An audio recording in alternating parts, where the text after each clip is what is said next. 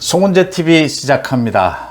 안철수와 이재명이 6월 1일 국회의원 보궐선거에 출마할 것이냐, 출마한다면 어느 정도 도움이 되느냐, 양당에, 그 다음 자신들의 개인적인 정치적 입지에는 어느 정도 도움이 되느냐, 많은 여러 가지가 논란이 되어 왔습니다. 지금 6월 1일 지방선거와 함께 치러야 할 보궐선거 7곳입니다. 경기의 김은혜, 도지사 후보로 나선 김은혜 후보가 사퇴를 한 지역이 분당입니다. 분당갑. 서울시장에 나선 민주당의 송영길 의원이 사퇴한 지역이 인천의 계양입니다. 계양을. 분당갑이 대장동 비리, 대장동 의혹이 있는 곳이 분당갑입니다. 이재명의 고향이죠. 정치적 고향이죠.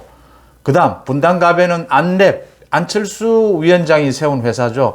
안랩도 있습니다. 그래서 분당갑을 놓고 안철수와 이재명이 정면 한번 붙어라. 두 사람이 모두 이번 대선에서 실패를 했고 차기를 노리고 있고, 그 다음 차기를 노리기 위해서는 이번에 국회에 들어가는 것이 좋다. 국회에 들어가야 당권을 질 수 있다.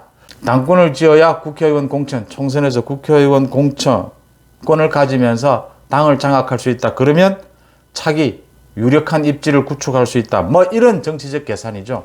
두 사람이 이런 정치적 계산이 워낙 비슷하니까 경기 지역의 분당갑에서 두 사람이 직접 정면으로 붙어라.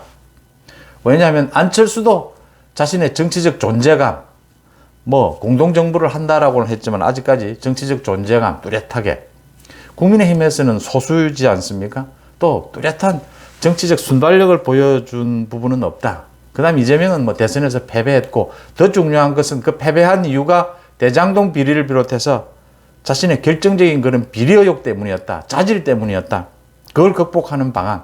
그래서 두 사람이 아예 분당갑에서 정면으로 붙어라라는 게 얘기가 많이 나왔는데, 정면으로 붙어라에는 두 사람이 출마하지 않겠다 쪽이었습니다.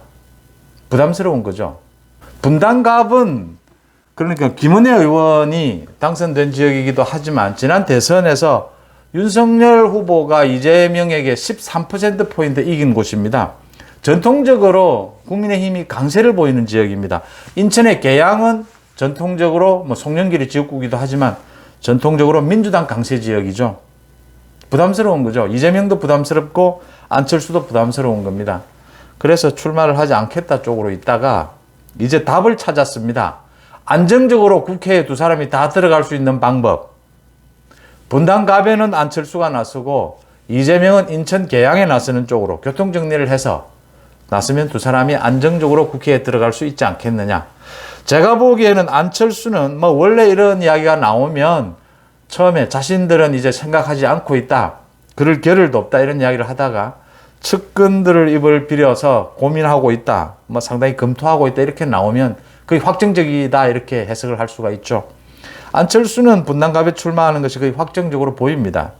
이재명은 조금 더 검토할 부분이 남았다.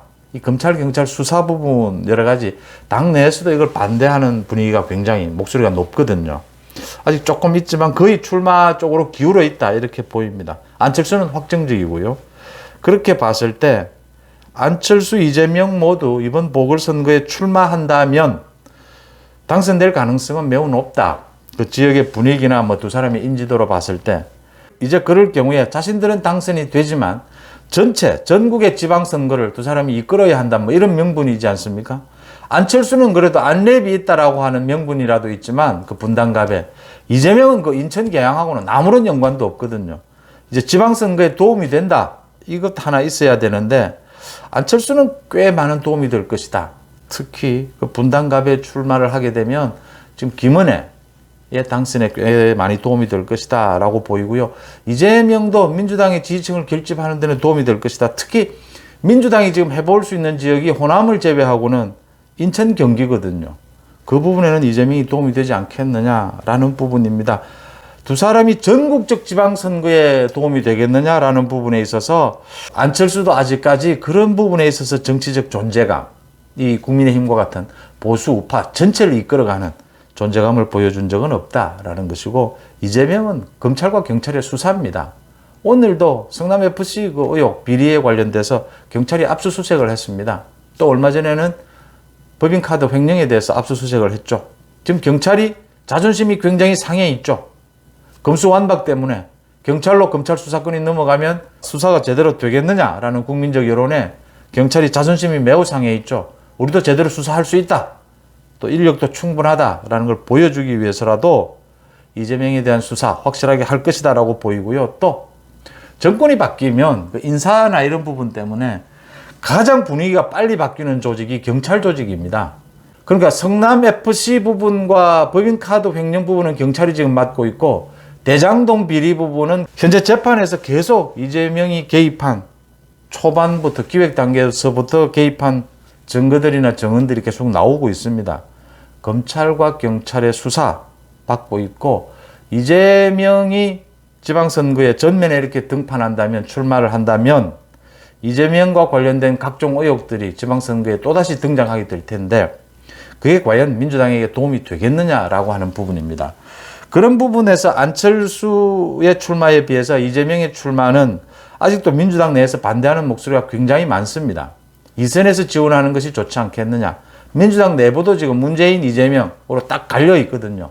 이재명이 저렇게 빨리 전면에 등판하는 것에 대해서 문재인 파, 그러니까 이낙연 파에서는 고운 눈길을 보낼 수가 없죠. 그런 부분들이 남아있다. 반대하는 목소리가 남아있다라는 게 좀 변수로 있습니다. 이재명과 안철수가 이번에 국회에 들어가게 되면 곧바로 이재명은 8월에 당권, 안철수는 내년 6월에 당권에 도전을 하게 됩니다. 차기를 노리고 말이죠. 그러면 가장 큰 걸림돌은 뭐냐? 이재명은 뭐 당연히 검찰과 경찰의 수사입니다. 구속되는 걸 좀 피해보자라는 마음에서 지금 출마를 하고 싶을 겁니다. 근데 자신의 출마에 대해서 반대하는 목소리가 당내에 분명히 있거든요. 이제 이게 걸림돌이고 이재명이 출마를 하게 되면 당선하고 나면 이 검찰, 경찰 수사만 좀 지연시키든지 이럴 수 있다면 당권을 지는데도 매우 유리하다 이렇게 보입니다. 안철수는 이재명보다는 뭐 검찰, 경찰 수사 이런 부분은 없으니까 굉장히 유리한 국민에 있긴 한데 당내 소수파고 정치적 존재감이 아직도 취약하다. 제대로 정치적 존재감을 보여준 적이 없다. 이번 지방선거에서도 그걸 충분히 보여줄 수 있겠느냐라는 우려하는 부분이 있고요. 내년 6월에 당권을 질 수 있겠느냐라는 부분으로 그 우려가 이어진다라고 하는 점입니다. 이재명과 안철수가 이런 자신의 걸림돌을 갖고 있다라는 부분인데 가장 중요한 것은 검수완박 때문에 민주당과 이재명을 비롯해서 문재인 정권에 대한 국민적인 반감이 굉장히 커져가고 있는 이 부분. 이 부분이 굉장히 부담스럽다라고 하는 것이고 또 검수완박 때문에 오히려 검찰과 경찰이 문재인과 이재명의 각종 권력형 비리에 대한 수사에 박차를 가하게 될 것이다. 속도를 내게 될 것이다. 이 점이 이재명에겐 불리한 요인이다. 민주당 내부에서도 크게 걱정하는 부분이다. 라는 겁니다. 여러분들은 어떻게 보십니까? 송재TV 마칩니다. 고맙습니다.